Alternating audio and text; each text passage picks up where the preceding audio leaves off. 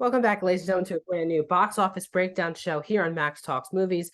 My name is Max Denberg. Today we're going to break down the box office of July 29th to July 31st. But the new release of the week was DC League of Super Pets. We're going to break down this weekend's box office as well as breaking down the 2022 domestic and worldwide charts. And because we are now in August, we're going to break down the August upcoming releases in this month.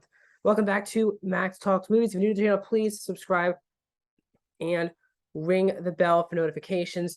I do movie reviews, TV show reviews at this show every single Monday and other movie rankings. So please subscribe and ring the bell if you're new to the channel. Also, please like the video, guys. It really helps the algorithm out. More people will be recommended to watch this breakdown. So please really helps the channel more than you think. And please comment down below what you see this weekend in theaters. What are you planning to see this upcoming weekend? And what are your thoughts on the August upcoming release schedule?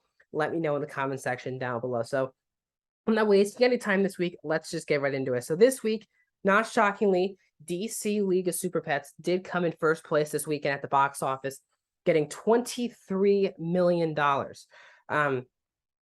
So this is not the greatest of openings for DC Warner Brothers. This kind of does follow the same kind of trail as opened, I think, 1 million, maybe 2 million bigger than both Sing 2 and The Bad Guys. Both kind of released around that $23 million range. But DC League of Super Pets, this is a solid number. It definitely felt like this movie will dominate on HBO Max when it gets there. We'll see if it does do the usual Warner Brothers 45-day window in theaters.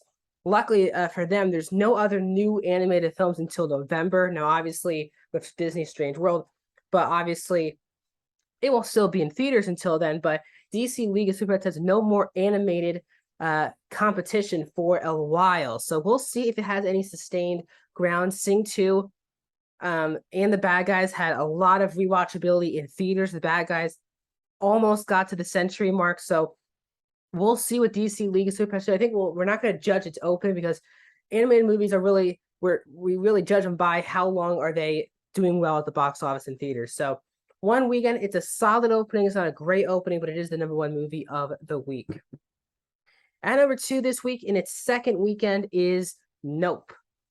Nope drops 58% in the second weekend, gets another 18.5 million, 60 million domestic. These are not great numbers for Jordan Peele's Nope. Both Get Out and Us were, I think, around the 175 million or something like that. Domestic or in the 180 range, and this movie's definitely not really going to get to that. And the sad part about this movie is that this is definitely Peele's by far most expensive film, and it'll probably be his least successful from a box office point of view. This is clearly his most divisive film to date.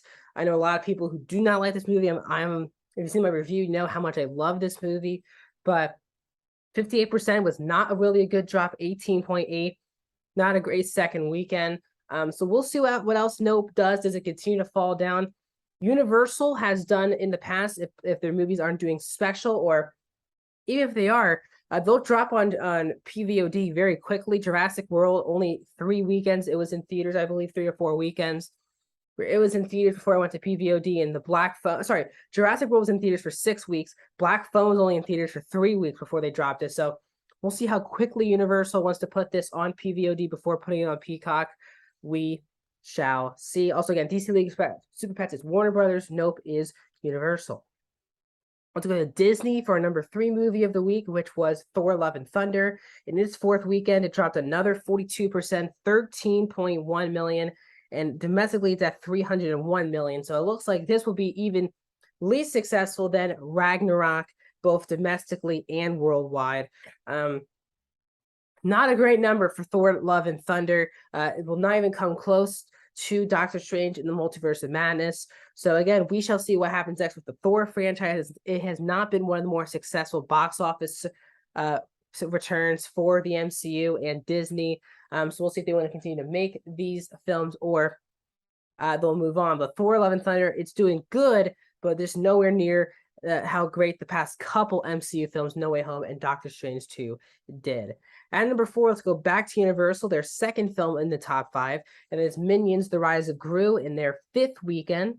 drops 39%, 10.9 million. And Minions: The Rise of Gru is already up to 320 domestic. So again, this movie will not get to $1 billion, unlike the previous two films in this franchise, but really good numbers for Minions: Rise of Gru. We talked about how long Super Pets would be in theaters, but Minions still going strong for Universal. They have not dropped this yet on PVOD or Peacock. As I said, there's no more animated content coming out until November. So that basically leaves August, September, October, 3 more months of no animated content. So plenty of room to go for both Minions and Super Pets to see what other more box office they can get if families want to churn to the theaters. And finish off the top 5 again. I can't believe I'm saying this again. For the 10th weekend is Top Gun Maverick. Another $8.4 million, 18% drop in its 10th weekend, up to $650. It is so amazing that this has been in theaters now for 10 weeks, and it is still in the top 5. Just records continue to be broken as Top Gun Maverick continues to be the most successful movie of the entire year, the best box office story of the entire year. Just truly, truly amazing stuff. So Top Gun Maverick finishes off the top 5. Let's get into the biggest movies of the year domestically. Top Gun Maverick is at number 1, $650 million. Just amazing stuff. Doctor Strange in the Multiverse of Madness is up to, it got to $411 million domestically. Jurassic World is at number 3 of 369. The Batman number 4 of 360. Also 369.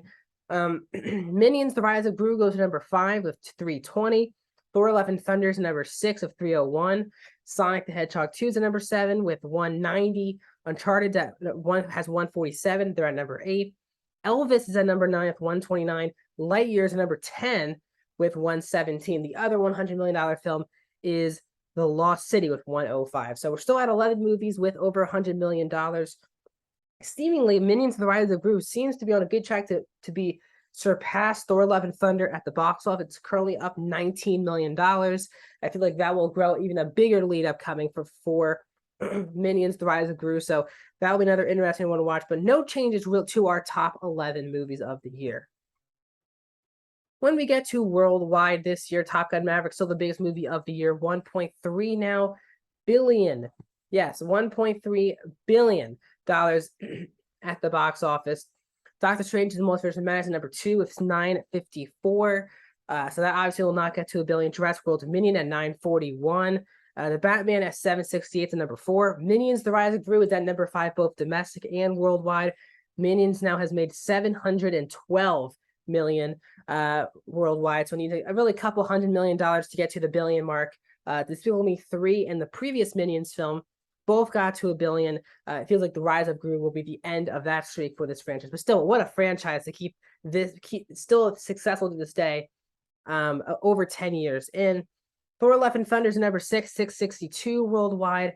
Fantastic Beasts 3 is number 8 with 401. Sonic at 401 as well, and Uncharted at 397. That wraps up the 8, 9, 10 of the worldwide chart. So Minions still beating Thor both domestically and worldwide. The big new release, we're going to break down the August release schedule right now, as we always do when we are heading into a new month. So the biggest of the releases in August is this upcoming week with Bullet Train. That's coming from Sony. That is coming out this upcoming weekend in theaters. Next weekend, again, this is a pretty low, just not a good month. No major movies are hitting theaters August the 12th. Then you move on to August 19th, and that is where Beast is being released. And then August 26th is a movie called The Invitation. And then August 31st is another Idris Elba movie, the 3,000 Years of Longing, the new George Miller film. So this is a pretty weak month for the box office. So we're still going to break it down here every single week, how these movies hang in the top 5. And can any of these August movies shock anyone at the box office? We're clearly, really, Bullet Train is kind of the last big movie of the summer coming out in theaters. So that's coming out this weekend. So thanks for joining me on this box office breakdown show, and I'll see you guys soon.